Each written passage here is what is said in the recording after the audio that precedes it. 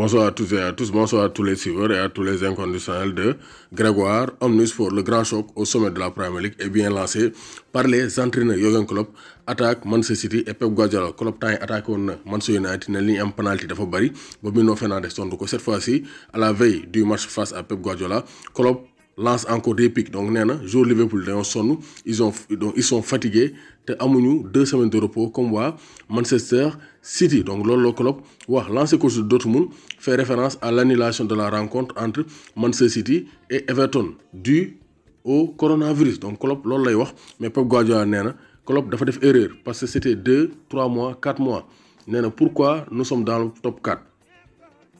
nee na dañoo liggéey pour ñëw ci top 4 bi te Klopp dafa war a xoolaat calendrier parce que ñoom benn semaine rek lañ amoon amuñu une semaine amuñu 2 semaines de repos parce que ils ont joué à Chelsea avec 14 joueurs parce que City coronavirus bi xaw na leen fay rey quand je le verrai je lui demanderai combien de temps nous avons passé hors compétition nee na kon lu mu wax tegu fenn nee na d'accord ci lu Klopp wax na Klopp xoolaat calendrier bi te vraiment ce ne sont pas des excuses d'avant match parce que le match doit se gagner sur le terrain te Klopp lu mu wax bett na ko trop nee na xamu woon ne Klopp c'était ce genre de manager nee na xamu woon ne Klopp genre manager défaitiste yooyu la nga xam ne avant match dañuy ñëw di wutal sikk di wut ay excuse avant ñuy siffler le début de la rencontre donc Klopp dañoo excuse ne City am nañ 2 semaines de repos de plus que Liverpool Pep Guardiola tak nee na d'accordul amuñu benn 2 semaines de repos benn semaine lañ am c'est dû à l'annulation du match City Everton avec le coronavirus donc ça chauffe déjà entre Pep Guardiola et Jürgen Klopp le ton a bien monté donc vivement demain on va voir une très belle bataille tactique parce que ñoom ñaar aussi gis nañ ne Klopp bokk na ci entraîneur yi gën a sonal Pep Guardiola donc ça c'est très clair donc bu ñu xoolee donc les confrontations entre Pep Guardiola et Jürgen Klopp donc gis nañ ne Klopp moo am avantage par rapport à Pep Guardiola te Guardiola musul gagné biir Anfield Road donc ça sera un défi pour City et Guardiola de venir s'imposer à Liverpool parce que quand même il faut se dire une chose cette saison Liverpool est très faible et très prenable à domicile en tout cas ça chauffe déjà entre les deux entraîneurs de City et de Liverpool. On aura le grand choc au sommet de la Premier League entre Liverpool et Manchester City. Donc Sadio Mané face à Pep Guardiola, Sadio Mané face à City. C'est une très longue histoire. 23e journée, 16h30, un match à ne pas rater. On va revenir sur les matchs de Sadio Mané face à Manchester City. Sadio Mané, c'est une bête noire de Manchester City et de Pep Guardiola. D'abord, relation Sadio Mané-Pep Guardiola. Sadio Mané, Baminek Salzbourg, joué un match amical face au Bayern de Munich.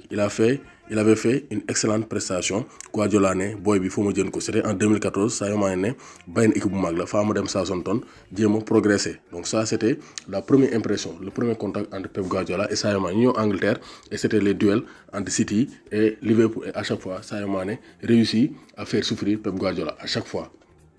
moo tax daaw bi Liverpool di jël championnat bi Sadio Mané a été traité de plongeur donc kii di Guardiola dafa ne Sadio Mané c'est un plongeur parce que Sadio Mané a toujours fatigué Pep Guardiola te l'année dernière match aller bi il avait marqué le 3e but sur une tête plongeante pour wan ne ko du ma plonger pour penalty mais damay plonger pour dugal but donc victoire de Liverpool 3-0 donc face à Manchester City 3-1 c'était le 10 novembre 2019 donc c'était le très haut niveau avec Liverpool boobu nag bokkut ak Liverpool bi parce que cette année Liverpool est malade première saison Sadio Mané donc Liverpool dafa dóor City 1-0 aller retour 1 but partout. Le 9 septembre 2017 Sadio Mané vit un cauchemar 37e minute de jeu il entre en contact avec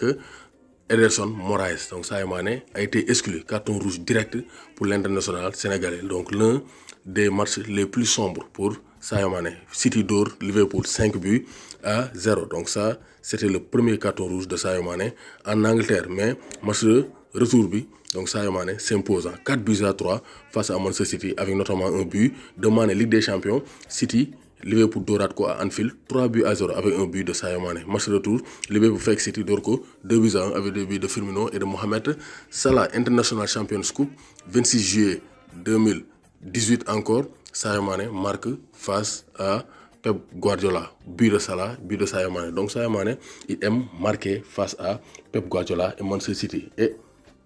statistique bi réconforter les joueurs de Pep Guardiola ou bien les joueurs de Jürgen Klopp autant pour moi c'est que City ak Guardiola musuñoo gagné biir Anfield. Donc Guardiola musul yor City ñëw gagner Liverpool à domicile. Donc ça c'est une statistique en faveur de Liverpool. Mais quand même, il faut se dire que cette saison, City est plus en forme que Liverpool. Donc benen aspect bi moy que vraiment Sadio Mané il aime marquer face à Manchester City et on va voir si Sadio Mané va encore rééditer ses exploits face à Manchester City de Pep Guardiola. En tout cas ñëpp wax nañ ko Carragher muy Michael Owen muy Jürgen Klopp, il faut un grand Sadio Mané pour aider Liverpool à s'imposer dans le grand choc au chemin de la Premier League. Sadio Mané va-t-il marquer face à City? Réponse demain 16h30 GMT. Mondial Sport, leader de l'équipementier au Sénégal, vous présente ses offres spéciales en cette fin d'année 2020. Donc déstockage, 3 blousons à 30 000 francs, 2 blousons 25 000, 1 blouson ou bien un sous-vêtement à 15 000 francs, 2 maillots floqués à 20 000 francs, sous-vêtements à 20 000 francs, livraison gratuite. Vous avez les sous-vêtements du Paris Saint-Germain, du Barça, de vos clubs préférés, maillot plus masque à 10 000 francs. Ne vous le faites pas raconter avec Mondial Sport. Équipez-vous en toute sportivité. Contactez le 77 059